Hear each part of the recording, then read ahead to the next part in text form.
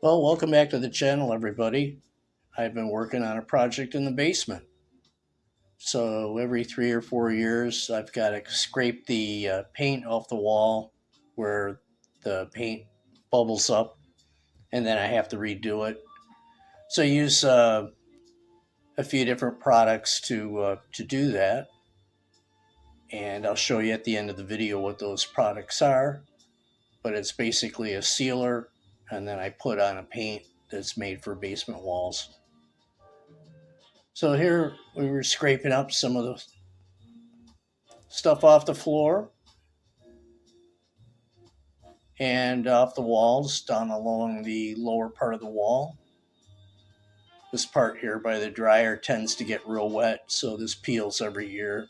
You can see where I've actually done some of the touch up from about 3 or 4 years ago, and then it peeled again. And this was the original floor I did here. So at the end of the video, you're going to see I redid the whole floor.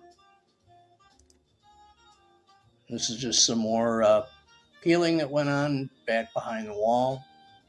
And you also have a little bit on the wall here. Over here on the east wall, that's usually where my biggest problem is. You can see I got quite a big pile of paint chips over there.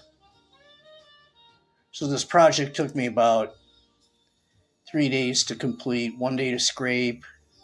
I let it sit for a day to air out. And then actually it took me 4 days because I took 3 days to seal it up and then do the floor. Along here, the deep sink here, we get peeling. And that was the pile of paint I had after I scraped everything. Up over here, last year I did some patchwork, actually replaced some concrete, knocked a couple of the blocks out, and redid the concrete. This is on the other side of the basement, and had a little bit of peeling over here. So this product here is called Redguard, and I put that on there, and I let that sit. It was on there for a few months, and then I finally got around to fixing the rest of that when I did the other side. Tools: a mask, gloves, a couple of scrapers. That's all you need. A broom. Then we scraped all the loose paint. Anything that didn't come off was left on there.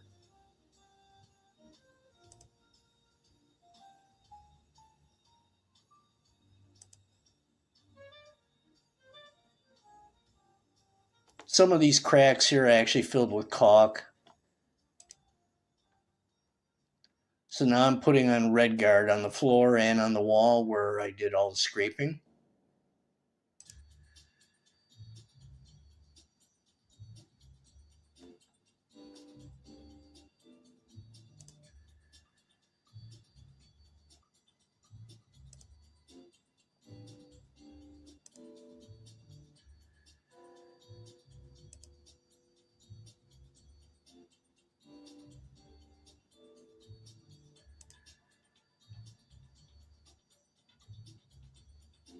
Done up here in this northeast corner here. It's not too bad. Had to do a little bit of touch up. And then this is the north wall. It wasn't very bad, but I went ahead and scraped it and just put another coat of Redguard on there.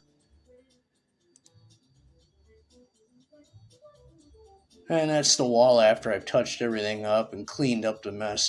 Did the floor as well.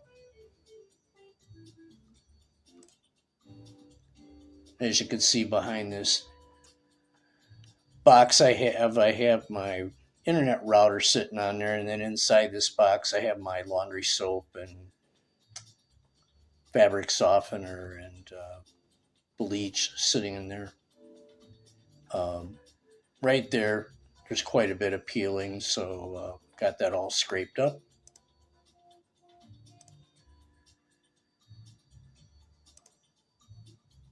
And then this is the first coat of the sealant after the Redguard. So it's the paint sealant.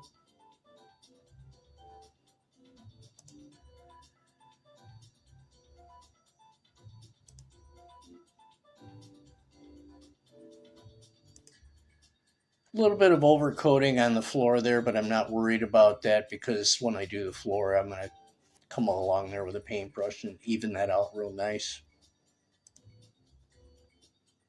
This door was painted and it bled through. I told my wife not to paint it, but she painted it anyway. And it bled through. But this basement paint worked perfect as a second coat, covered up all the cracks in the door. So it looks better than it did.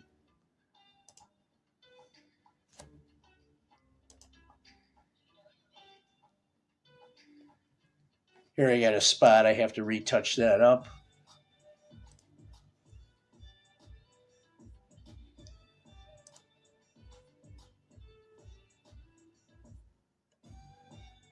And this is after the second coat of paint. If you look up here, you can actually kind of see the difference in the paint. I actually had to come up this high a few years ago, and redo that because I had some Redguard. I came up pretty high with it. There were a couple spots here, and then most of the stuff I had to touch up was down here. You can see the difference in the paint here. I redid all that a few years ago. This is the original paint that I put down after we cleaned the basement up back in, 2011. Here's the panel. I've got a Reliance power back unit that lets me know when my power is restored. If we lose power from the grid, this will alarm out. And that's because we have grid power turned off. So when it's restored, this will come on. This is where I plug in my battery back up so I can run a few breakers when we have power outage. So I can run the furnace, I can run the freezer and fridge after a few hours.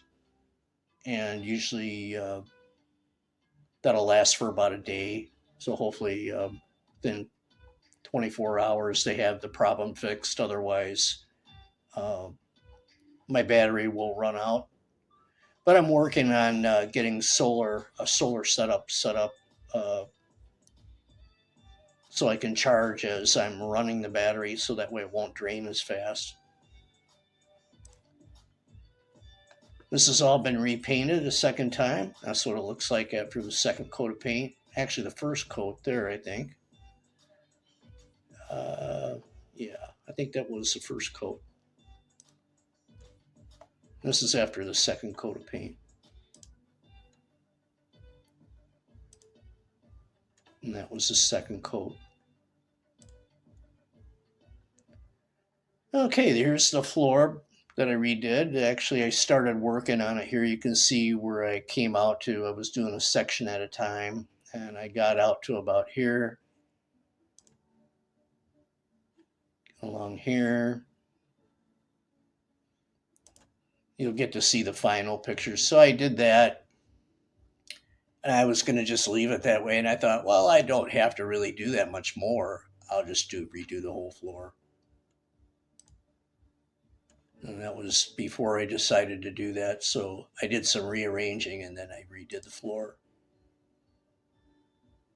So that was before I redid the floor. Same thing here. I did this area here, but I didn't do this.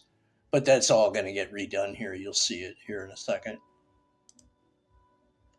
So now everything's done here. You can see the whole floor has been redone. And this is the product I use. It's called Drylock Extreme. It's got a 15-year warranty. They got a stronger one than that, but I think this is sufficient to do the job. This is about $43 for 1 gallon. You can pick it up at Home Depot or Lowe's. Lowe's has it too. And here's the Redguard. Now on the Redguard, I let this set for 48 hours before I painted, and then with the Drylock, I let that set for 24 hours before I put the second coat on. I don't think you have to leave it on that long, but that's what I did. And then for the floor coating, I use a Behr Premium. It's a single coating. It's got epoxy in it. All you do is stir it up and put it on. It's not like these two-part epoxies that you have to mess around with. And this stuff doesn't really peel unless the water can get under it somehow. I've had pretty good luck with this. And I redid my garage just recently. There's a video on that. And I use this very same product here. So here's the finished product. This is what everything looks like.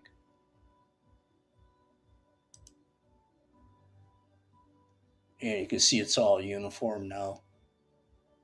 A couple little spots where it was a little lighter, but that was just because I didn't have it stirred up real good. But I'm happy with it.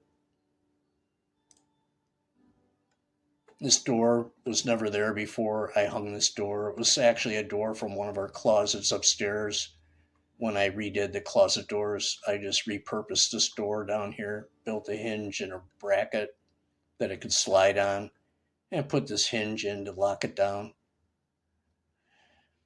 Had a couple spots out here to touch up too. And another picture of the floor with the carpet back.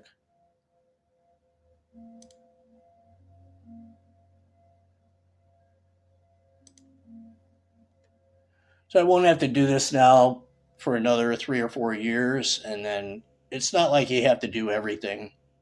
Probably just do a little bit of touch up here and there.